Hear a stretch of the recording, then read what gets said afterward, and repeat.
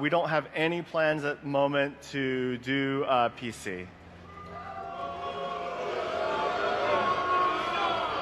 Do you guys not have phones? Yeah, you guys all have phones, right? Would have thought 2.5 years after that disastrous BlizzCon, Diablo Immortal is in fact set to get a PC launch. Quite clear, Diablo Immortal's development went a bit sideways, as it was supposed to release originally in 2019. The cold reception certainly had to factor into Blizzard reevaluating and further investing into that project. Still though, some of the pre-release alpha reviews, which came a number of months ago, were actually quite positive. A little surprising, so maybe this won't entirely suck? Well, it probably will because of greedy pay-to-win microtransactions that I've just come to expect with mobile games, which is still what Diablo Immortal is at its heart. With Blizzard soon to be under the Microsoft umbrella, Phil Spencer, or someone on his leadership team, is seriously going to have a lot of work with repairing Blizzard's image and fixing the many issues that has plagued them as a game developer the last number of years. Both Overwatch 2 and Diablo 4 have suffered massive creative departures, and both games have been delayed to sometime next year. It's been quite the mess, and on the other side, the Activision side specifically, which runs Call of Duty, pretty much the same story, as the most recent Call of Duty Vanguard was a massive dud. All in all, Activision Blizzard has lost almost 60 million players in just the last year, which is certainly a reflection on the company's declining product quality and lack of true leadership. Currently, this bozo who runs the company continues to be in the news for all the wrong reasons, and like I said before, Phil Spencer and his team will have a lot of work to do. In the last week, the big news hitting this entire world, I suppose, is Elon Musk taking over Twitter and vowing to bring true freedom of speech to the platform, along with a series of other changes. As I'm sure you know by now, there were some very real meltdowns over this news, mainly from blue checkmark accounts, and in the gaming world we also saw a few interesting reactions, such as the Blizzard Diablo account rightfully pointing out that Twitter has always been and will remain hell. An IGN reporter doing the why not spend your money on insert global issue, and then Cliffy B, known for his work as a lead designer on the Gears of War trilogy of games and his failed multiplayer shooter Lawbreakers, declaring that the fun is over with Elon Musk becoming the new owner of Twitter. All I'll say is that I think there's quite a few people, including Cliffy B, overreacting with this news, especially the ones now ditching the site over this. Anyway, before we proceed forward, today's video is brought to you by Displate. Without a doubt, one of the best ways to express the passions that I have and also feel inspired with whenever I am creating content. Paper or canvas, in my opinion, nothing comes close to Displate's high quality metal posters, which comes in different sizes, finishes, and frames. Displate boasts over 1 million designs from areas like video games, manga, movies, comics, nature, history, and much more. When purchasing Displates, you can expect prints on demand, with each signed by the master production, an easy to set up magnet mounting system which removes concerns over damaging your walls, and fast delivery with shipping coming from the EU and having an expected delivery time of just 4 to 5 business days. From Batman to Fallout to The Witcher to Star Wars, Displate has a number of partners which have provided beautiful prints from iconic franchises, some of which are on my walls. If you're looking for more recommendations, such as this unique Skyrim print, which is a new favorite of mine, I have my own collection list composed on my Displate profile for you to check out, and if you are interested in getting a Displate, follow the link in the description down below. You'll be helping to support the channel with each purchase, and for the next 2 weeks you'll receive a 25% discount if you get 1 or 2 Displates, and if you get 3 or more, you'll receive a 29% discount. Anyway, a big thank you to Displate for sponsoring today's video. The new owner of Twitter rightfully pointed out back in 2020 something that has become a lot more apparent these days, that is that Rockstar Games is a very different company than they once were. These days, there is an obsession with one franchise and specifically one game, that being Grand Theft Auto 5, which has been milked to death. Rockstar Games still walks around and conducts business as they can do whatever they want, thus this pathetic subscription service GTA Plus is pointless as CNN Plus, but will probably be far more successful considering there's an enormous amount of teenagers that play GTA Online almost religiously, and that's been the case for the last 8 years. A whole new generation has come along to be milked dry by a company that certainly still can deliver superb experiences when they want to, although the Rockstar motto appears to have changed from let's deliver a genre-defining experience every few years first two were too big to fail, so who cares? A few recent examples of that would be the neglect of Red Dead Online and the laughable work on the GTA trilogy remasters. Rockstar Games has changed, and interestingly it appears they finally have decided 8 years later that it's time to remove some of the controversial elements of Grand Theft Auto 5. While this certainly isn't the end of the world, it does show that this company, which really went out of their way to make fun of any and everything, doesn't think that way anymore. As reported by VGC, a number of changes were made to Grand Theft Auto 5's portrayal of trans characters. This includes NPCs being removed, with the dialogue options and jokes that were attached to them no longer being in the game, along with a Captain Space Toy Interstellar action figure being removed. This removal comes after the LGBT organization Out Making Games published an open letter to Rockstar Games last year asking the developer to reconsider problematic elements of Grand Theft Auto 5 which have existed since the game's initial release in 2013. The organization has since celebrated the changes, while many in the gaming community have called this move an act of censorship. The concern many share is that Rockstar is doing this now because they are scared about offending people, which will likely mean that the inevitable GTA 6 will play it safe. The argument many have made in defense of the quote-unquote problematic content is that GTA 5 goes out of its way with offending any and all stereotypes, so censoring this specific content now just feels like the company giving into a crowd which never will be satisfied. Regardless, Rockstar has not commented on these changes, and they very likely won't ever say anything officially about this. As it stands, Rockstar has been struggling with its recent releases, with some very questionable decision making, not necessarily in regards to this recent removal of controversial GTA 5 content, but more so the GTA trilogy remasters, which Rockstar's parent company continues to try and make out as a giant success, when in reality the remasters still have many issues that will never be resolved. Actually, even the GTA 5 remasters, which came earlier this year, have many issues that have not been resolved. But anyway, specifically with this GTA trilogy remaster,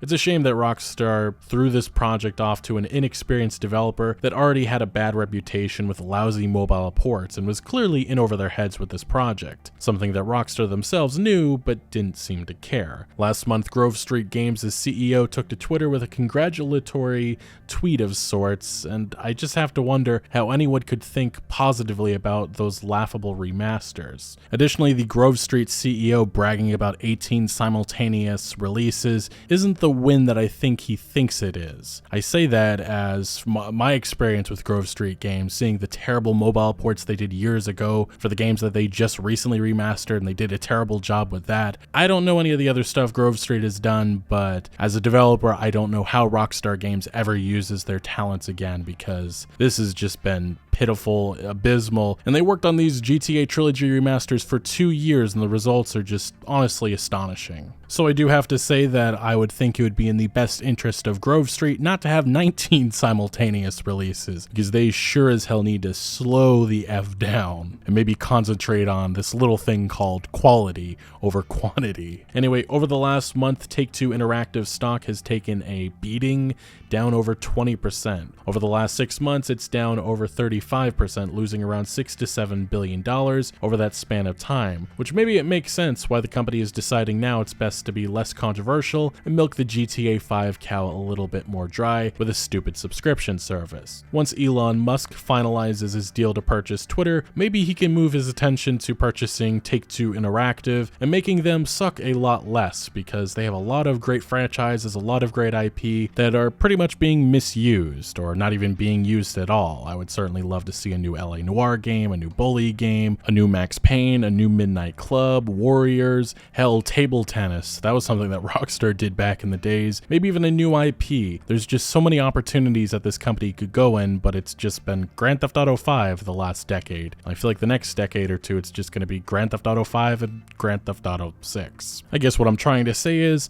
some change would be nice. In fall of 2021, we saw the release of Battlefield 2042 and Halo Infinite. Both games were highly anticipated and both ran into serious issues, some of which has since been resolved, some not. Primarily, both of these games forgot that they needed to, be a live service, and now 6 months later, there's still a lot of uncertainty and not much has come about. Specifically with Halo Infinite, fans were finally greeted to a very disappointing roadmap last week, something that many have called a disaster. As Pure Xbox notes, the main criticism stems around the fact that Season 2 will last from May 3rd to November 7th, and yet will only seemingly feature 3 new game modes and 2 new maps during that time. But hey, it's getting a battle royale, because that's definitely what Halo Infinite was missing. Additionally, long requested features that many were upset to not see in the day one version of the game, campaign co-op and Forge, have been delayed to maybe this August and September. Specifically with Forge, it'll actually only be the start of an open beta for the game mode. This comes at a time that the Halo Infinite player base has plummeted. The game peaked at launch with 256,000 players on Steam and is now down to around 5,000. If things are considered depressing for the Halo Infinite community, I can't imagine how the 12 people still playing Battlefield 2042 feel. In the last 6 months, the most significant changes or additions came just about a week ago, with a limited voice chat function and an improved, slightly less awful scoreboard. That's about it, which it shouldn't come as too much of a surprise that 99% of the Battlefield 2042 player base has abandoned the game, with often the game now just enjoying less than 1,000 concurrent players. To say this live service has been a failure would be an understatement, and as it stands, there isn't much clarity of what's to come. Obviously, those 12 loyal players that are left behind are expecting major new additions in the near future for a game that already seriously lacked quality content and basic Battlefield features. So sometime soon I imagine a new roadmap will appear, but as was the case with Battlefield 5, it feels like most people just don't care and have moved on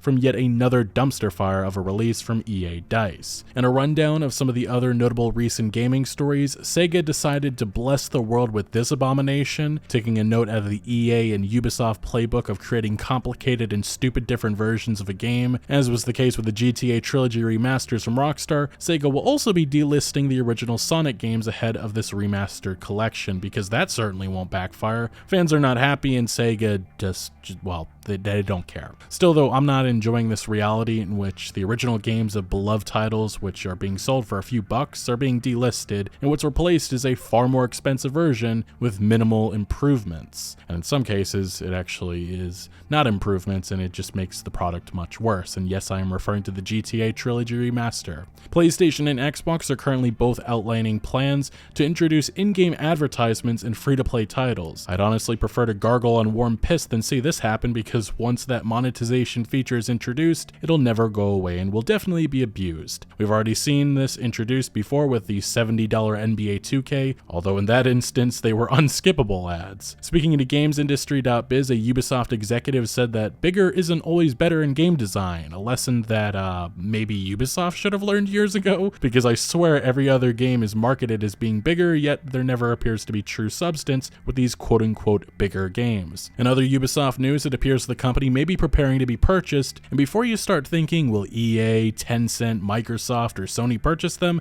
it actually appears private equity firms are circling the waters and preparing to make an offer. All of this comes as the company has suffered serious financial struggles, along with well-documented, widespread, alleged misconduct. Which, considering all of that, I do kind of find it hilarious that somehow Ubisoft Toronto won Canadian Game Studio of the Year. An interesting one. It's not like there isn't a shitload of other Canadian game studios doing much better stuff, that doesn't include a bunch of misconduct allegations, but congrats, I guess. Employees have said that the company being sold in the near future isn't really a question of if, but when. If you thought Ubisoft was bad now, just wait until one of these private equity firms turns everything into a monetization feature. This is a problem we saw previously with Bethesda, who quite clearly was being influenced by a private equity firm that took hold of a decent chunk of the company in 2016 before the sale to Microsoft that came about 5 years later. Recently, Square Enix president Yosuke Matsuda reiterated his desire for the gaming publisher to create play-to-earn blockchain games. Matsuda, speaking to Yahoo Japan, furthermore stated, "Until now, in most games, we provided the content as a finished product, and the players played that content. However, there are a certain number of players, like 12 of them, in the world who want to contribute to making games more interesting by creating new settings and ways of playing." A translation of what he means by that is pretty much people that have no interest in video games are going to turn a game into a job. That's pretty much it. So anyway, how about actually, there's a great alternative alternative. How about you just revive Deus Ex, you cowards? You know, the franchise we all love and has been abandoned sadly and deserves far better. Microsoft and Bethesda game studios are preparing for their big summer event, as it was just announced that there will be a showcase. There's no longer going to be an independent Bethesda event, no more BE3, so I guess that's kind of disappointing. But we are going to be having a Xbox and Bethesda games showcase happening June 12th, so that is the first of the big events announced. But more interestingly, we just got a whole ton of Starfield details, some very concerning from an ex-Bethesda developer who was confirmed to be authentic, and he accidentally revealed very big information that has not been revealed publicly. He nuked his account immediately afterwards, and it has since been verified by Bloomberg's Jason Schreier. So, Reset Era user Heavy008, a verified character artist, first claimed to have just finished working at Bethesda Game Studios last week. Well, he took to the forums to share the following. It was a cool, solid place to work, very secure. The engine is a piece of crap though, so that has not improved at all. Todd is a charismatic guy for sure, that's something I've heard. Todd is a legend. Starfield is looking good. Weekly Thursday playtest since the beginning of the year. More and more stuff coming online, so that's good. But this is where things get a little, shooting feels alright, which isn't really that surprising since in Fallout 4 and Fallout 76 it doesn't feel that great. Flying is terrible at the moment, in my opinion, just not fun to me. And Bethesda and vehicles just doesn't really go together. I think the last time we saw Bethesda take an attempt at this was back in 2011 with Skyrim. Remember horses? Yeah, those mechanics are god-awful. So seeing manual spaceflight with Starfield is going to be very interesting, but hearing a developer say that it's terrible at the moment, not good, especially for something that's probably going to be a significant mechanic. And the game is set to be launching in what, about 6 or 7 months, so ugh. Lighting and stuff is looking better and better, though it's not on the level of Horizon Forbidden West or anything like that, but still a good looking game. Again, no surprise there. In terms of will it ship on time, well, they will try, that's for sure. They'll cut what they did to etc. They have an overabundance of content, probably too much, so that's not the issue. Finding the fun and of course bug fixing is the big thing. And yes, bug fixing is indeed the big thing, considering that that has not been the big thing in years past, and I feel like every single Bethesda release has been beyond the word just buggy. I think a lot of people forget that. It's a 6D date though, and you only get one of those. Beta is this summer. It's interesting. I wonder if that's something that people, like the public, will be able to take part in. That's when the picture will truly become clear. Now, the latter reveal proved to be too much though, as multiple Reset Era users pointed out that Bethesda has never formally announced manual flying to be a part of Starfield. When the user realized that, he requested the cancellation of his Reset Era account and all of his posts to protect himself from potential legal troubles. Yes, these people sign NDAs and he just broke it. I mean, he already broke it by talking about this stuff, but yeah, not good at all. Later in this thread, Bloomberg's Jason Schreier stopped by to confirm that Heavy008 had indeed worked at Bethesda. So obviously there is some good here. I imagine the quest system, the exploration is probably going to be a ton of fun. That's what you expect out of Bethesda games, but hearing that the shooting isn't that great, the flying is terrible, that is very concerning. I say that it's not very surprising to hear the direction that Starfield is going in. The Bethesda strengths are here, and it seems like the weaknesses are once again a problem. I just really hope that the combat, the movement isn't clunky, because that is another issue that I've had with Bethesda experiences the last number of years. But only time will tell. The big reveal likely coming June 12th at that Bethesda and Xbox E3 event, so that'll be definitely something for everybody to watch. I'm sure it'll be like a 20 to 30 minute gameplay reveal, so that'll be something that all of us will look forward to seeing, and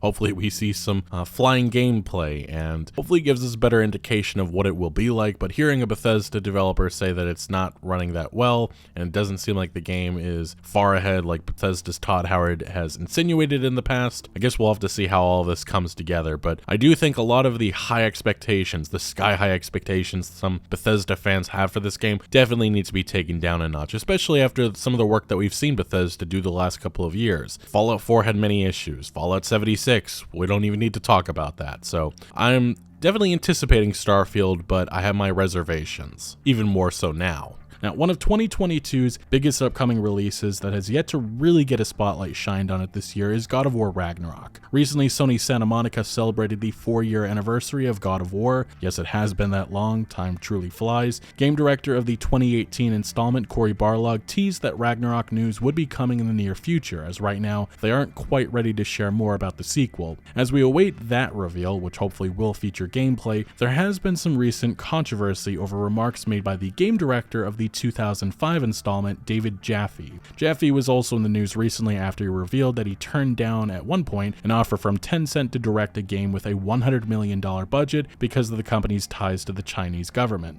Anyway, since Ragnarok's first trailer, Jaffe has been quite skeptical about this sequel. Jaffe in September 2021 reacted to the first trailer by saying he felt Sony was playing it safe, wasn't impressed by the graphics, didn't feel the story had much intrigue, and overall felt that the trailer wasn't very good, but did state that he would still likely be excited to play the sequel when it came out. Fast forward to now, Jaffe once again doubled down on his feelings about Ragnarok, and doing so angered many PlayStation fans by stating that he felt the sequel was just DLC. On April 6th, he said the following. So I'm looking forward to playing it, but I'm not excited about it because I recall seeing the trailer and going, okay, it looks like DLC, which is, again, not a problem, but I'm not going to be all hyped about it. I'll be like, oh, okay, I'm sure I'll enjoy it. I'll play it when it comes out. A week later, Jaffe responded to criticism he was receiving for referring to Ragnarok as DLC, as this is a point that many Xbox fans have been using to tear down Sony Santa Monica for quite some time. Jaffe again doubled down on his perspective in a video titled God of War Ragnarok looks like DLC to me, here's why. Within the video, Jaffe says more of the same isn't necessarily a bad thing, but the trailer made him feel that this was DLC for the most part, and when a Twitter user mentioned that one trailer doesn't define what a game will entail with its content, as his criticism of Ragnarok is one that can be used for the debut trailer of God of War 2, a game Jaffe co-directed, Jaffe disagreed and insinuated that God of War 2 was a true sequel and the debut trailer showcased that. Jaffe finished his point by saying the following. As you see here, meant to suggest God of War 1, we were just getting started. And this is going to blow your fucking minds because you ain't ever seen anything like this, right? That was the goal. That should always be the goal of a sequel, to give you more of what you love, but continue to delight and surprise you in ways that make you feel playing the sequel the same sense of, oh my fucking God, that's amazing discovery that you felt playing the first one. And I suppose Jaffe doesn't assume we're going to see any of this type of wow moments in Ragnarok, which I feel is a bit presumptive. Until we see actual gameplay, I just don't think there's any reason to jump to a conclusion that this isn't a true sequel. Whether Jaffe wants to admit it or not, calling this game DLC does make it seem like he's implying that this is something that will be short and not feature many different gameplay changes or improvements, when in reality, this is what's supposed to wrap up this Norse chapter. If Ragnarok is simply DLC, I just have to wonder Jaffe's view on other franchises, such as AC Origins to Odyssey to Valhalla. Are all of those games in his eyes DLC? How about Elden Ring? I've seen many criticize it as Dark Souls 3 but with an open world. Does that make it DLC? Regardless, I just don't quite understand this criticism, and I get that he's trying to say that this isn't necessarily a criticism, but it kind of is when you're trying to say that this isn't a true sequel, but something lesser in the form of DLC. Whether the intention is or isn't, this comes off as him being critical of God of War Ragnarok. While I have seen many disagree with Jaffe's perspective, I have seen a decent chunk of people agreeing and trashing Ragnarok whenever it comes up in conversations as glorified DLC, which I don't believe is true at all. Again though, I do want to give a big shout out to today's sponsor, Displate, well-manufactured metal posters with a variety of designs that you do not want to miss out on. Make sure to check out the link in the description for recommendations and a big discount. But right now, this gaming industry is somewhat quiet since a very active early 2022, which featured tons of big releases and gaming news. Now we await the many summer events to come, which will hopefully include some nice big reveals. Personally, I'm looking forward to seeing God of War Ragnarok and Starfield gameplay, and hopefully there'll be some big surprises. Anyway, I want to know your thoughts on the topics that we discussed today down in the comment section below, but thank you for watching. Make sure to leave a like if you did enjoy this video or if you found any informative value, and make sure to follow my other social media accounts for updates on new videos. Links are always down in the description below. I'm most active on Twitter, giving opinions on news that I do not always get into video form, so do make sure to follow me over there. Also check out my Discord for all sorts of discussion on games, and again, thank you for joining. Consider subscribing for more videos like this, and I'll see you later.